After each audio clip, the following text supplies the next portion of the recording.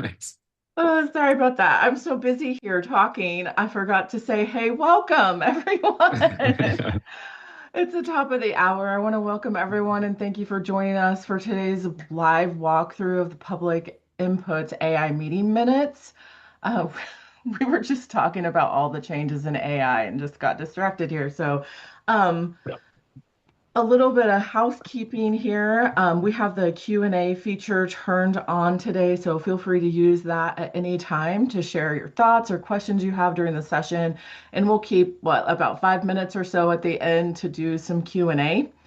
Yep. And for those of you interested in receiving a recording of this webinar, keep an eye out on your inbox because we'll ship that to you in your email within the next 24 hours. Let's see. Quick introduction. My name's Trisha Thomas. I'm part of the marketing team here at Public Input and also happen to be a former community engagement practitioner. I want to introduce Jay Dawkins. He's going to be the one talking today about all of this. He's our co-founder and CEO of Public Input. He has a background in engineering and planning and consulting before he moved to start building this platform with the goal of improving public engagement processes. Today, Jay continues to lead development at Public Input and works closely with agencies nationwide on engagement best practices. So that was a Cool. quick intro. Jay, you want to take it? Thanks, Trisha. Yeah, and I just want to say how excited I am for today. I mean, I feel like we're in an interesting time in general in government and the evolution of government, but things are changing faster than ever, and it's fun to just be a part of some of the new innovation and the frontier of really what local democracy can look like. I think it's really meaningful, not just for our communities that we serve, but also folks like yourselves that are having to do the work every day. How can this give us the capacity to pick our heads up a little bit higher and do the work that we signed up for? And so we'll unlock a little bit of that today. But quick background: the reason this is really interesting and important to me is I grew up around local government. My grandfather was mayor of my hometown for 12 years. And so a lot of my early childhood was spent like at City Hall. I remember going to council meetings, even lobbying for a outdoor roller rink at one point. But local government became part of my upbringing and my family. My dad also got on city council after that. But this is my way of tuning into that and being a part of it. But generally, just also a nerd and took a long winding road to get back to local government after engineering and planning. But now that we're here, it's like this is the best time to be a nerd in local government. So I look forward to sharing some of the latest today. Um, Trisha did cover a little bit of the housekeeping already, but just a reminder, we've got the Q&A feature, tag stuff in there as you think of it. And obviously the chat too is a great way to get to know each other. So I would love for you to say hi, see who's here. And it's always important to us to build community across this practice. And if there's any value we can provide beyond the software itself, it's connecting people and getting the ideas flowing and sharing best practices across communities. So once we're wrapped here, we're going to process the recording and we'll share it out. And probably create a landing page for that if you want to share it with any other members of your team or peers at other organizations. So this one kind of goes without saying, but it's always good to re-anchor on why we're here. The whole concept of meetings is probably the oldest form of democracy itself. But even for local communities, it's ultimately where the rubber meets the road on policy, on major decisions. What are we going to build? How are we going to build it? What are we going to allow? What are we not going to allow? And it is the heartbeat of local government. So meetings, if they're dysfunctional and they're not performing well or they're becoming a problem, it ultimately puts a friction at the core of government. And so with the problems we're looking at today, we're trying to zero in on where that friction is, where the hardest parts of meetings really land, and then how can technology, especially newer technology, make a difference there. So when we look at the hard problems, we're kind of defining these four hard problems, and we're breaking down the ways that we're approaching these today. We promised AI meeting minutes. I'm absolutely going to cover that. That's the star of the show. But there are two big breakthroughs that are brand new that we actually haven't published or announced anywhere else that you're going to see today. It's pretty exciting. But those are all aimed at these big hard problems. The hard problem that's probably obvious is just the amount of time that goes into meetings, pre and post meeting, especially. Uh, just being able to reduce the amount of time we spend in those processes or having to go through those motions gives us back multiple hours a week. We'll talk about that. Surprises and disruption. Nobody wants a disrupted meeting. Nobody wants to be surprised at the last minute in a meeting environment. So how do we approach that? The next thing is as we look, especially at places like California with SB 707, where there's a new requirement to do hybrid, or maybe your board has asked you to do hybrid or offer access to folks. When you look at how that actually works, for most teams today, they're having to consider adding another headcount. So how do we actually staff a meeting effectively? How can we maybe eliminate the need to do that or double up our resources? And last is language. So uh, interpretation is still the de facto way that we provide access to non-English speakers. But that can be cumbersome, and it's not necessarily a very smooth or efficient process for most teams right now. In fact, some that we talk to, it's like if somebody calls in and requests interpretation, we don't actually know what we're going to do, but we're going to figure it out. And that's a scary place to be. You want to have like a predictable, smooth process. So we'll get into that a little bit today. I talked about this briefly, but ultimately the time problem, we see the weight of that being actually largest after the meeting. Of course, you've probably experienced the pre-meeting slog of trying to get the right items into the packet and get everything approved and make sure the right departments have the right items in the right place. The meeting itself, of course, takes time. A lot of these problems of hybrid meetings, especially, are causing meetings to have to run longer, be more disrupted. So that can be a problem. But as we talk about AI meeting minutes today, we're really focused on this tail of the meeting. How do we collapse down the amount of time it takes post-meeting to get the documentation in order to get that shared out? So the next one is the surprises problem. The thing we hear a lot is, I don't want to pull up to City Hall and see a full parking lot and not know why. Especially for elected officials, that's scary. Like, was there something controversial I missed? And for staff, it's scary to like have elected officials look at you and say, what are we doing about this? And it's the first time you've heard about something. So there's a loss of standing with leadership when those kinds of things happen. And that's a scary situation to be in. So we want to figure out a way to make meetings more predictable.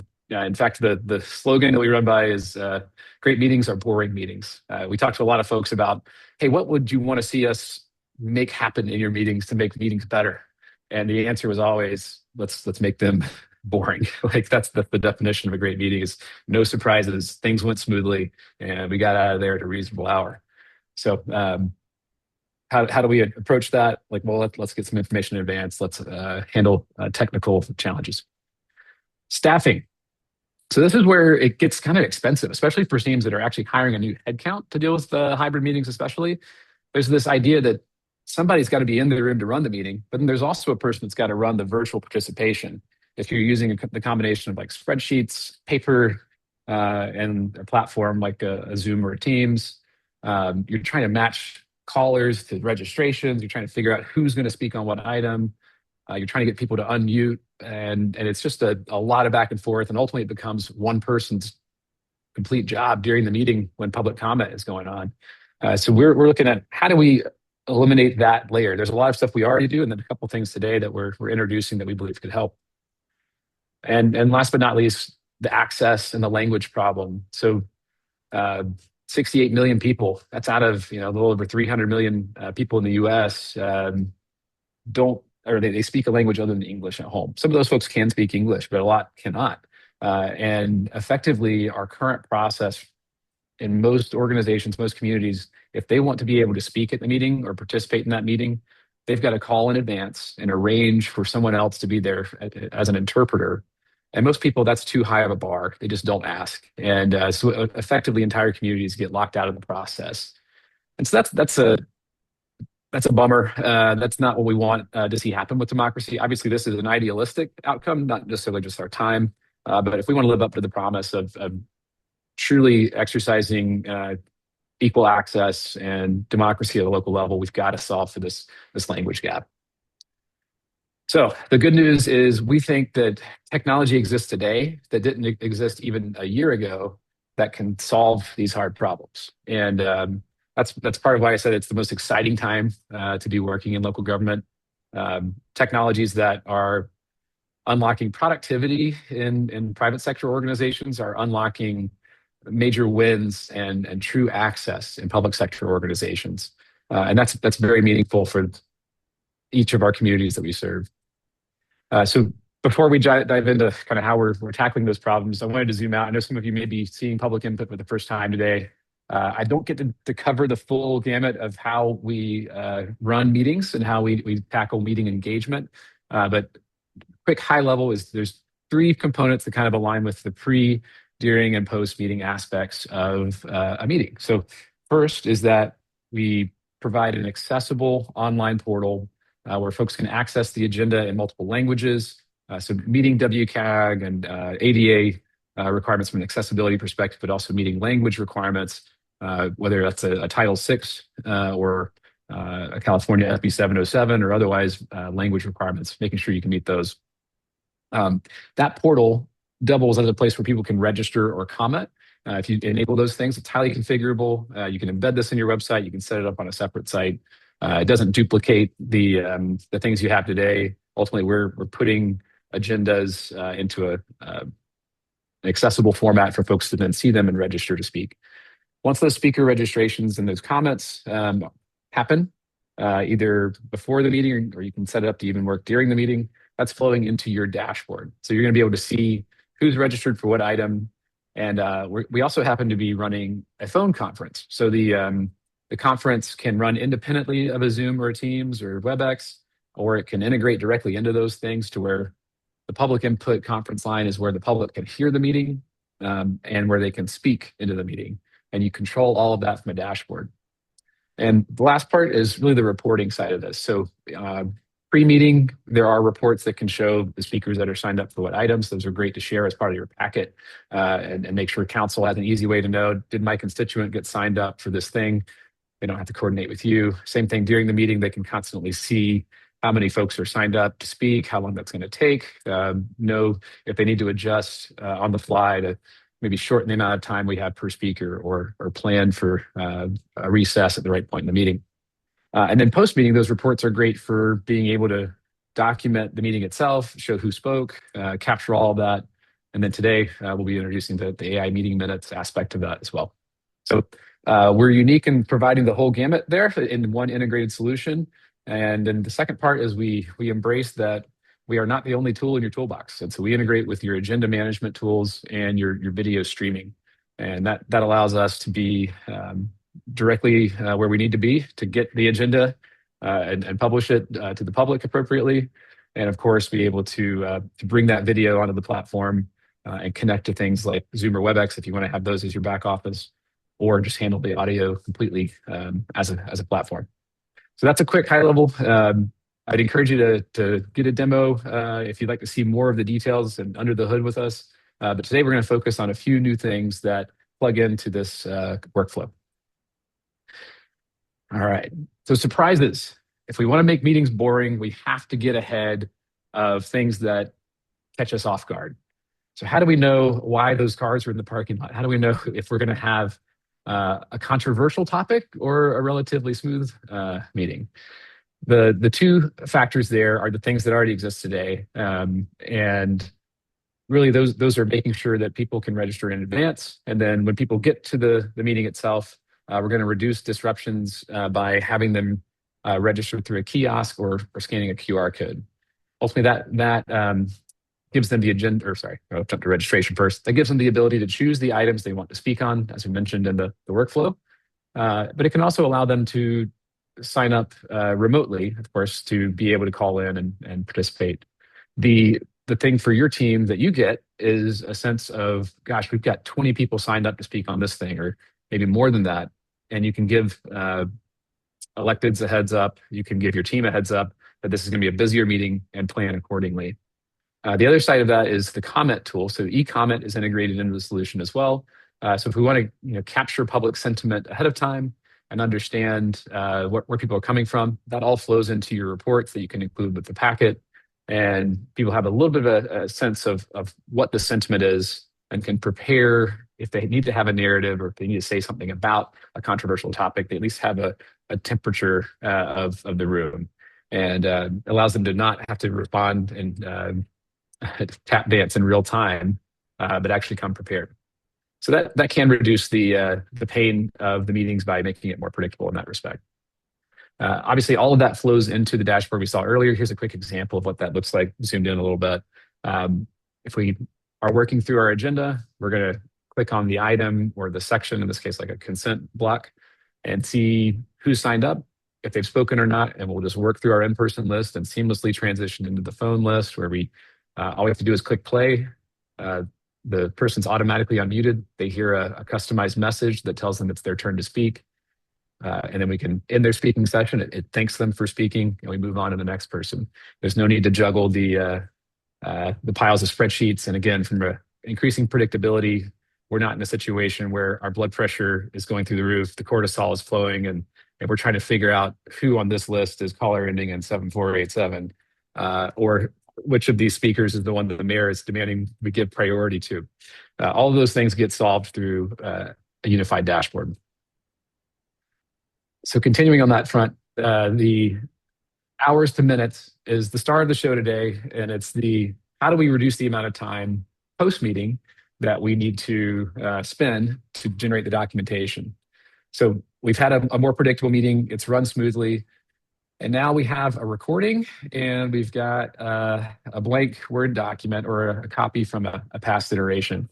So the challenge there is that a lot of teams, this means having one screen with the recording, either the audio or video, and another screen with the document, and trying to capture notes, figure out timestamps, who made the motion, who seconded it, who voted. Even if you're doing action minutes, it's still, for most teams, we hear 2 to 4 hours is a reasonable assumption, if not longer, if it's a long meeting. So the power of AI is that it really does a great job with organizing information. The problem with AI is that off-the-shelf tools, like those built into Zoom or Teams, or even third-party tools that consume the meeting audio, is if they don't have the right context, they're going to generate outputs that are not very useful, meaning it could be just as much work to take the output from a generic AI meeting capture tool or note-taking tool as it is to just do it ourselves. And so the secret to getting it right, we believe, is having the right context. So the context in this case are 5 critical things that we want to make sure the AI has in order to generate good meeting minutes. And so first, it's the agenda. Obviously, the items and the way we spell the items, or like just the content of the meeting, needs to be correct. And so if an AI is trying to pull that from the audio, we may not say the full item information, and then that needs to be in the minutes. And so if the AI doesn't have that information in the first place, it's not going to get it right in the minutes. The next part is speaker names. So if it's listening to the meeting and trying to process who's speaking, and maybe we're trying to capture a list of public speakers, even if we don't capture their comments, those speaker names are important. We want to get those right. And so usually that ends up becoming a thing where we're taking paper speaker slips, or we're looking at our, trying to download the TXT from one of these meeting applications like Zoom, and then we're trying to bring that in somehow. If AI doesn't have that, it's going to get the names wrong. We all have seen like the impact of our own name misspelled. If you've seen it, like we feel it, we don't want to put that out there in the public. So AI's got to have that. And that's one of those things with the registration process that public input can bring in. Up next is the part what's kind of universal, which is the meeting audio. But it's also important to make sure we diarize that. We label different speakers so that way you can tell the difference between the chair and another board member. Not all AIs do that, but that is a key component. Up next is the actions and the motions. We want to be able to capture those. Sometimes you can do that from the audio, but ultimately having that agenda makes that part a bit more seamless. And of course, having the timestamped transcript and audio is critical to that. But the last part is actually the most important part. And that is you as an organization have a distinct style of meeting minutes. Every time you publish minutes, it's kind of in the same format. It's got the same headers and footers and general structure. If AI doesn't have that, it's going to make something up and it's going to be wrong. You're going to spend a lot of time moving those things around or trying to make it all make sense. So it's really, really important that that flows into the context that a model gets. And so in this case, the way public input approaches this is to recognize that we've already got 4 of these 5 items just automatically from the way we operate. So we've now just added the ability to add a template, which can be as simple as if you've got a past meeting minutes document, that actually can be a template. It doesn't have to be anything special to work with the model workflow. And so the way that looks in public input today is we've got the transcript getting created from the phone audio automatically. So this is over on the post meeting tab in your meeting dashboard. And you have the option to even publish that transcript. We essentially transcribe everything in the meeting and break it out by who said what. We don't have all the names in the transcript necessarily, but it's broken out by speaker, so you can kind of see individuals speaking throughout the meeting. And then the template is here in the middle of your screen, where essentially you can swap that out or bring in something to kind of nudge and guide the AI. And then from there, you just click Generate Minutes, and there's a couple prompts that it's going to ask for. And it allows us to customize things a bit too. So as you go through this process the first time, you may notice things that are stylistically different from what you expect. Maybe it's taking more words than it should to describe something, or perhaps the structure or the format isn't quite what you want. You can customize those instructions here, and those customized instructions actually work for this board. So every meeting going forward will follow those rules as well. Ultimately, it's like we're coaching a junior team member to improve the quality of their minutes generation. So once we put all that together and click Generate Minutes, it takes about, I've seen it as short as 3 minutes, as long as 10 minutes. Ultimately, we're handing all of this context, hours of audio and all of this information, handing it to the model in a format it can understand, and then we're taking back what the model produces, and we're bringing it back into Microsoft Word, which is our default output. If you don't use Microsoft Word for your minutes, one thing that we recommend is if you have a format of information that you need to input into another system, that becomes your template. And so if you're using something like Live Manager and you need timestamps and names of who made a motion, who seconded it, that's actually what your template looks like. And then the output is something where it still requires a manual copy and paste step, but you've got everything lined up, ready to go. So a quick example of what this looks like. Our friends at San Diego County were the first to adopt the AI Meeting Minutes tool. And from their template and their meetings, it generates this kind of output. So this is a draft. This isn't published yet, but this is the first pass that the AI takes. The first time I saw this, it was definitely like one of the handful of times I felt like technology was producing actual magic. It was just incredible to see the model of what exists already that is carefully curated by a person compared to what a machine can generate on its first try.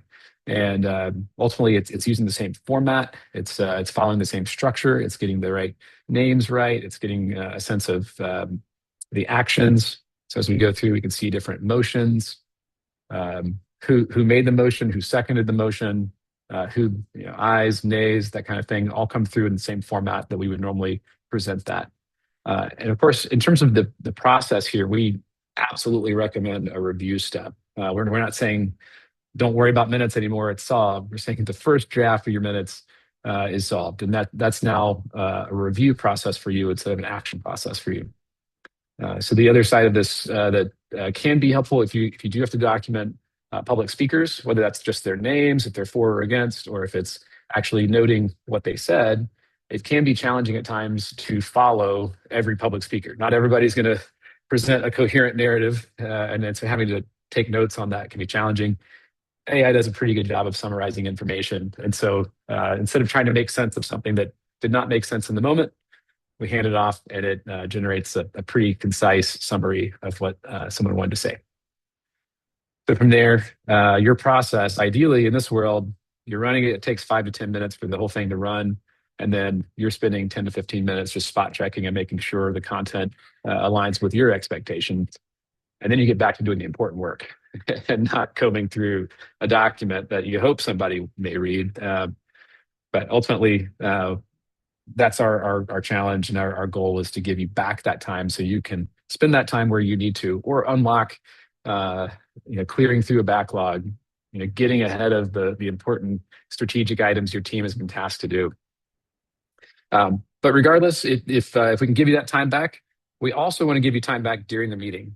And this is actually a new feature that we have not talked much about yet, but it's this idea of, we've seen firsthand that even with the dashboard that we've got, there are still times that people call into a meeting and we don't know who they are. They didn't register in advance, but they are asking to speak.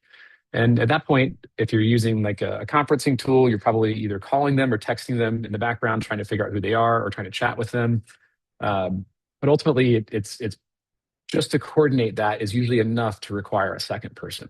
So in public input, we make it super easy in the current format, and that's a huddle where you just click on their name and can open a one-on-one conversation with them and ask them what they want to speak on, and then register that in the system. But it's still enough, I think, to justify a second person. And for most teams, that's true. They have either their AV person or a deputy clerk on the phone line ready to triage if that comes up.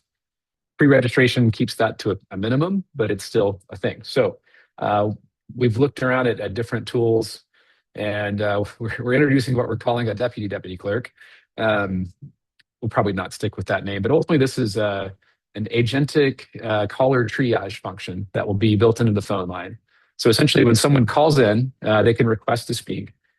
If we recognize them, we're already going to have them set up. They don't even have to request to speak. We're like, okay, this is somebody that's registered. They're now in the queue.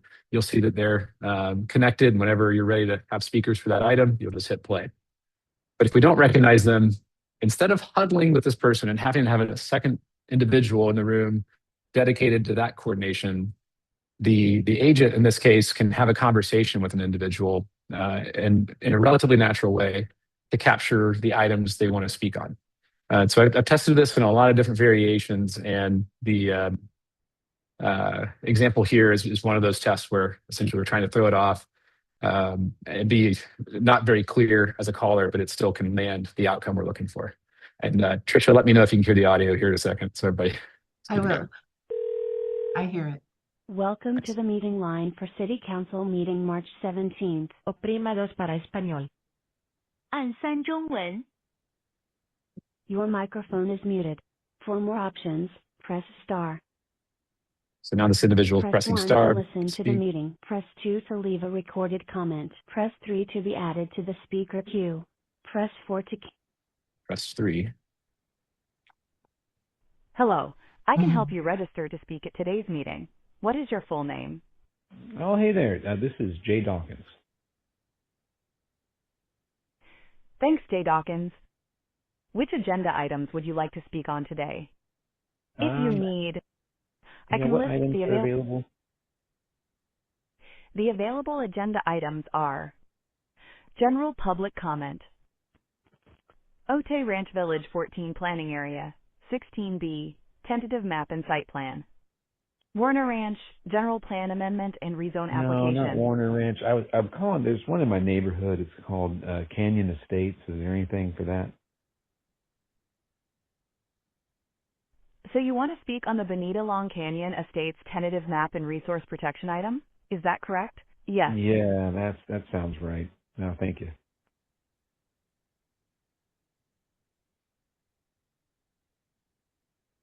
You have been registered to speak. Returning you to the meeting. For more options, press star. Music. This was yeah.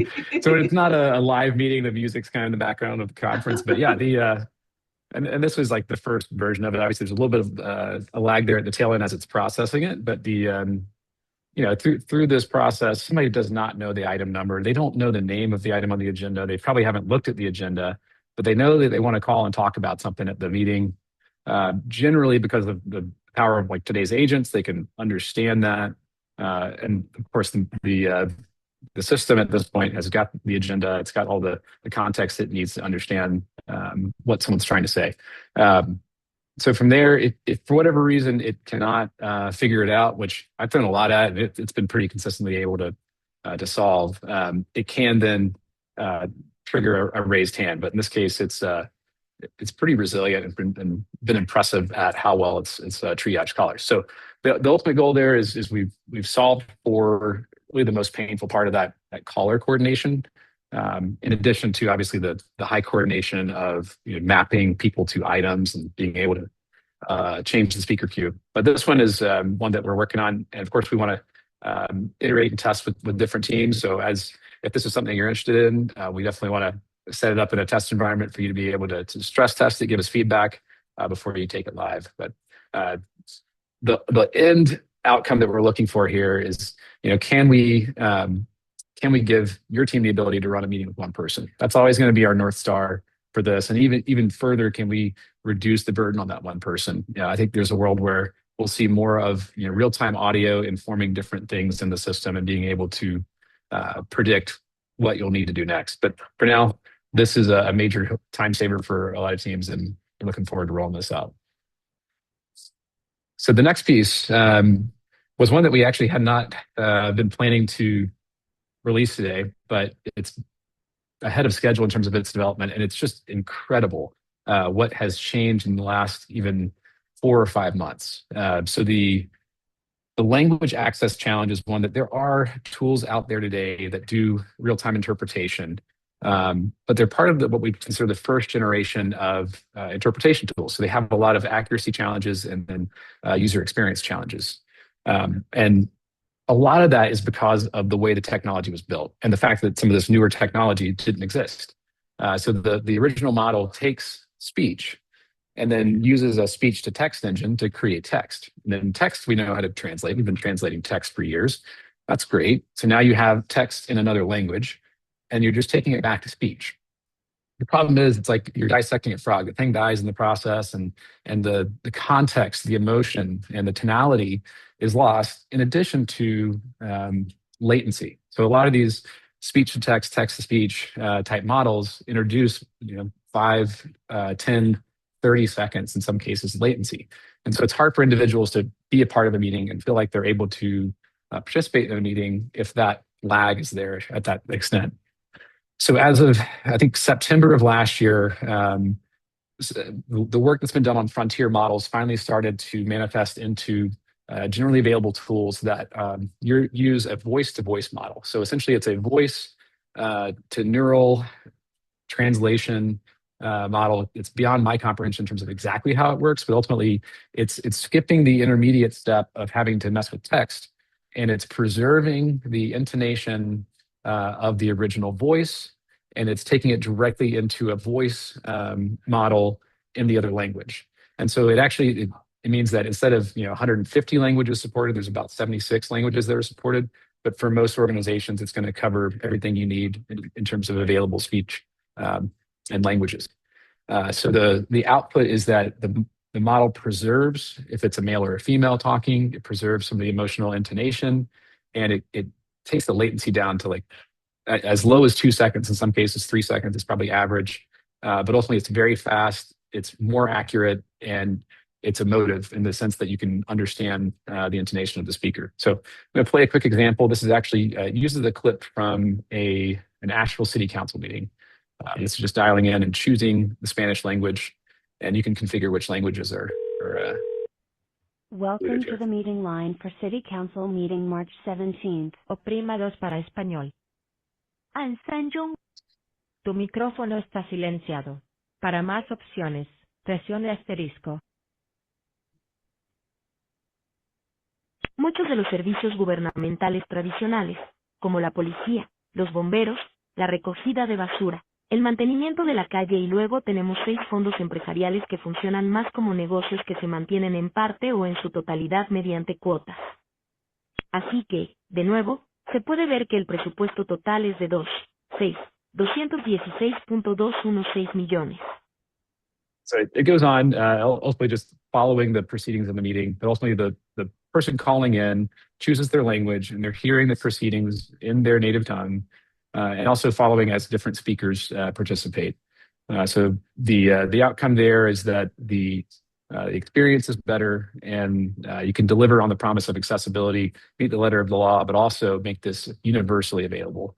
So instead of having to call ahead and be forced to do some coordination that other residents don't have to do, I can just attend the meeting. I can call into the meeting, and I can even participate in my own language. So that last part, the participation piece, is where we want to coordinate a little bit on what that exactly looks like. Right now, the most obvious way would be a UN style approach where the individual would take their phone or even an agency device and be able to dial a specific number that then when they speak into that device, Public Input's audio system that's already plugged into the chamber audio would play the English version of their speech, or vice versa if they wanted to hear the in-room English proceedings in their native language.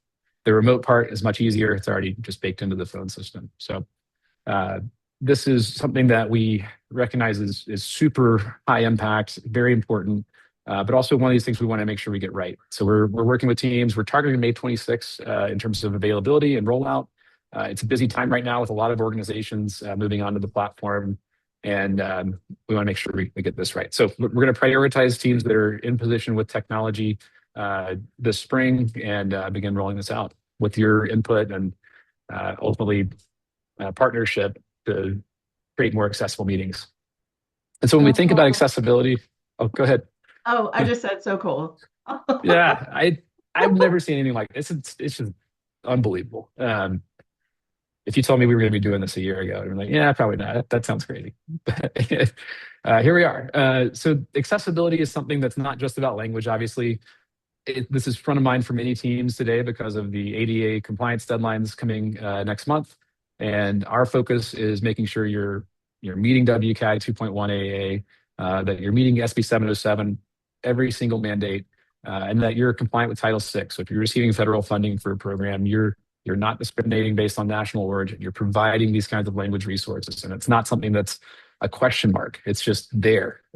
So we're passionate about this. We think it not only makes our organizations better, but it also it makes the public's experience better. So it's the right thing to do, and it's something we're proud of being able to support. So happy to provide more information and dive into that, what that looks like for your organization. And we've created a QR code here to follow up on that path. I know many of you are probably already in touch with our team and can follow up. And right now, because it's so new, we're trying to make sure our team understands it. There's a whole new layer of technology to understand here, but we're going to keep moving and making sure we're documenting and working with you to get this rolled out. But with that, I know we've got a few questions here, Tricia. I haven't taken a peek. Yeah. But super excited to dive into There's this. somebody saying hi to you, Melissa Graham in Philadelphia County, Thanks. but you did answer one question about the rollout timeline for the language, but someone else also wanted to know about deputy clerk That's cool. rollout timeline. Wow. Yeah, that's great. Well, the rollout there, I mean, I think, again, our priority is to get it right and to roll it out in a way that ensures meetings stay boring. And so if it needs to take a little longer to get it right, then we're going to take that time. Our goal, though, is a lot of teams are aiming for a July implementation horizon for compliance, and that is front of mind for us when we think about how we're going to take this out there. Another question, does the deputy clerk function for attendees who are joining via network connection, or is it limited to phone attendees? Yeah, great question. So right now we actually run all audio via phone. Early in the pandemic, the phone thing became obvious for two reasons. One was universal access. It's easy for anyone to dial, whether or not you have internet or not. That's a layer that can work for even folks in remote areas. But the second was risk management, reducing the odds of someone putting imagery on their screen or doing a screen share of something inappropriate. So ultimately, phone became the universal way of solving for that. And that's the same for the AI interpretation also? Yes. So for the language interpretation, absolutely. Yeah. Okay. So whether they're registering, obviously they can register online. They wouldn't have to use the phone to register if they're in person. And if they register online, we'll recognize them when they call in. Ultimately, the triage layer is for the 1 in 30 or the one, whatever the fraction of our participants that create that need to chat one-on-one with someone. We're looking to solve for that. Well, we have 3 people wanting to know about the accuracy rate for the interpretation. Yeah, I know there's certain regulatory requirements there. I actually have looked all over. So under the hood, this is a Microsoft Azure hosted solution.